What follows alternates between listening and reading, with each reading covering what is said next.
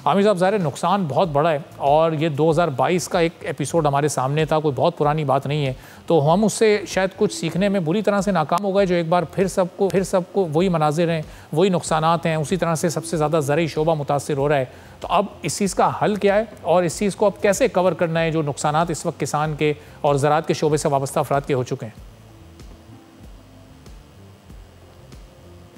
बहुत शुक्रिया अरबाब साहब।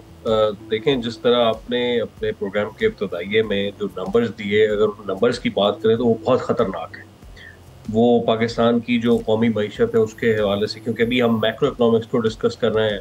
तो अगर हम एक जो थिंक टैंक है उसके इदारे की बात करें तो उन्होंने बहुत ख़तरनाक हद तक जो नुकसान पंजाब के बारे में बताया है वो कोई $278 मिलियन की राइस एक्सपोर्ट्स को चैलेंज करता है, कोई $283 मिलियन की जो शुगर है उसको इम्पैक्ट कर रहा है, और कोई $300 मिलियन की जो कॉटन है उसको उसको डिस्कस कर रहे हैं। ये अगर हम मैक्रो इकोनॉमिक्स की बात करें, और अगर हम रीप की राइस एक्सपोर्टर एसोसिएशन की बात करें तो जो वो बात कर रहे हैं 6 से 7%, या जिस तरह वो कुछ एकड़्स, चंद लाख एकड़्स की बात कर रहे हैं, तो देखें नुकसान तो दोनों सूरतों में है। लेकिन हमें जो एग्जैक्ट सिचुएशन है वो शायद उस वक्त पता चलेगी जब हुकूमत पाकिस्तान और हुकूमत पंजाब हमें नंबर्स देगी कि कितना लॉस हो चुका है, क्योंकि अभी तक तो तखमीना लगाना बहुत बहुत ही इब्तदाई मराहल में है, क्योंकि अभी तक पानी मौजूद है, पानी आ रहा है, फ्लड की सिचुएशन,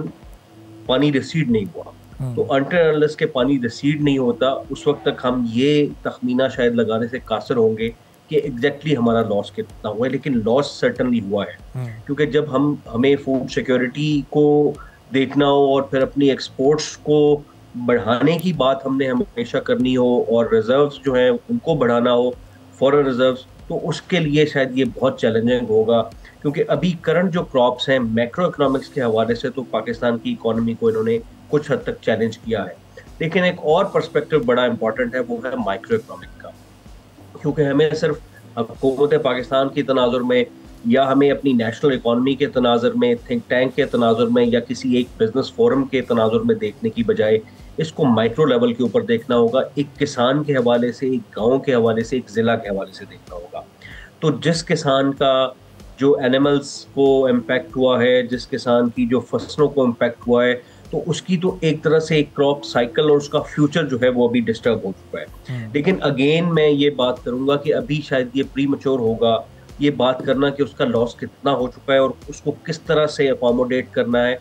अभी तक तो हम सिर्फ रिलीफ के मराहल में हैं, लेकिन सवाल सबसे जो बड़ा उठता है वो ये है कि क्या हम हर साल इसी तरह देखते रहेंगे,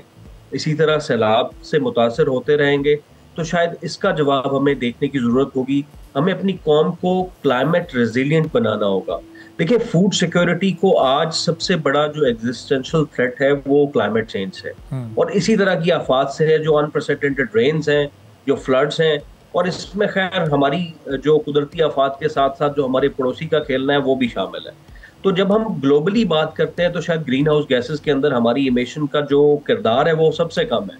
लेकिन जब इम्पैक्ट की बारी आती है तो पाकिस्तान दुनिया के पहले 5 मुल्कों में खड़ा होता है। वो 2022 का फ्लड ले लें, वो 23 का कुछ हद तक फ्लड ले लें, या वो अब 2025 में जो हम देख लें, और अभी तक हम सिर्फ पंजाब की बात कर रहे हैं। अभी ये फ्लड जो है वो सिंध के अंदर एंटर होगा। अभी ये देखना है कि सिंध के अंदर कितना इसका लॉस होगा। तो ये पूरे पाकिस्तान का जो लॉस है उसके लिए हमें सबसे बढ़कर सबसे इंपॉर्टेंट बात यह है कि एक लॉन्ग टर्म और शॉर्ट टर्म दोनों तरह के जो मामलात हैं उनको वजह करना होगा। और एक बार हम जो हमेशा से एक देखते आए हैं कि जब भी किसी इमदाद की बारी आती है, कोई कैलामिटी होती है, तो हम हमेशा अपनी गवर्नमेंट को देखना शुरू कर देते हैं। नाउ इट्स अ टाइम कि हम जो बिजनेस के प्लेयर्स हैं, वैल्यू चेन के प्लेयर्स हैं, बैंक्स हैं, फाइनेंशियल इंस्टीट्यूशंस हैं, या वो लोग हैं जो एग्रीकल्चर से वाबस्ता हैं,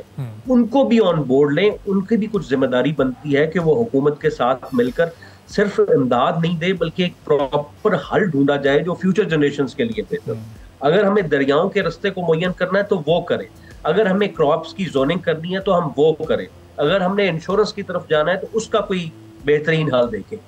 ये सब कुछ हमें करना होगा, गवर्नमेंट की अंडर अम्ब्रेला करना होगा, फाइनेंस मिनिस्ट्री को लीड लेनी होगी, प्राइम मिनिस्टर को लीड लेनी होगी और उसके बाद इन तमाम इदारों को काम करना होगा मिलकर, मल्टीनेशनल्स को आना होगा जो एग्रीकल्चर के अंदर काम कर रही है, क्योंकि हमने हमेशा देखा है। अभी आप अगर क्लाइमेट की बात करते हैं तो हम सिर्फ अर्लियर देखें, अभी तो हम लॉस का तखमीना लगा रहे हैं, लेकिन अगर आप शायद हीट वेव का या ड्राउट का तखमीना लगाएं जो साल के शुरू में था, तो उसके नंबर्स जो हैं वो हमें और वर्स क्लाइमेट इम्पैक्ट में देके चले जाएंगे। हम सिर्फ फ्लड को देख रहे हैं, बारिशों को देख रहे हैं। देयर इज अनदर फिनोमेना, जब हम हीट वेव को देख रहे होते हैं, जब हम क्रॉप फेलियर्स को देख रहे होते हैं ड्राउट की वजह से, तो ये वो सारी चीजें हैं जिनके ऊपर मेरे ख्याल में अब मिल बैठ कर काम करने की जरूरत है और इकट्ठा होकर नेशनल लेवल के बाद फिर इंटरनेशनल कम्युनिटी को स्ट्रेस करने की जरूरत है। हम हर दफा कॉन्फ्रेंसेस की बात नहीं सुन सकते। आपको याद होगा 2022 में जब अक़वाम मुत्तहिदा के सेक्रेटरी जनरल प्राइम मिनिस्टर के साथ सिंध को देख कर आए, तो उन्होंने एक टर्म यूज की थी कि दिस इज अनइमेजिनेबल। अब अनइमेजिनेबल के बाद उसका सोल्यूशन, उसके एडेप्टेशन किसने करनी है? सब्सक्राइब करें और बेल दबाएं ताकि कोई खबर रह न जाए।